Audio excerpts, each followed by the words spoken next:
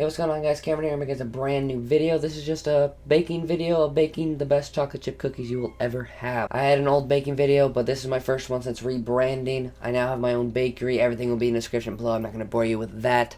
So, yeah, this is my switch to being a culinary and pastry chef / channel, and I hope that I can go far with it, and I want to see what happens. So let's get right into making these delicious chocolate chip cookies. The first step is you're going to take half a cup of granulated sugar and add that to a bowl. Then you're going to take 3/4 of packed brown sugar, pack it down so you get more in there, and add that to a bowl. And then you're going to take unsalted butter but melt it. It's around half a cup, which is half a stick. Add that and start mixing it. You're going to want to cream it all together. That's a term in pastry that you use when you're creaming or when you're mixing butter and sugar into one smooth consistency. After your butter is creamed with your sugar, you're going to want to add 1 large egg to the mix, and then add about a teaspoon of vanilla. If you like a little more sweet, add a little more. If you don't like it as sweet, add a little less. Then start mixing that bad boy like no tomorrow and get it silky smooth.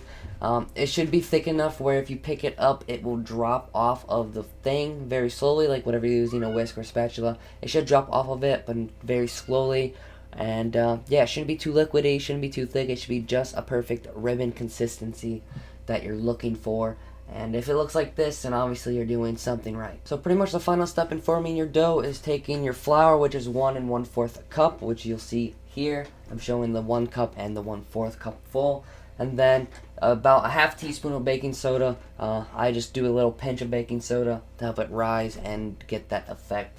And then, yeah, so basically just adding your dry ingredients and it will start thickening up and forming your dough. So once you add the dry, of course, you're going to mix it. Don't over mix it though, just mix enough so it's incorporated and well combined, because if you overmix, it will turn into more cakey cookies, which we're not looking for.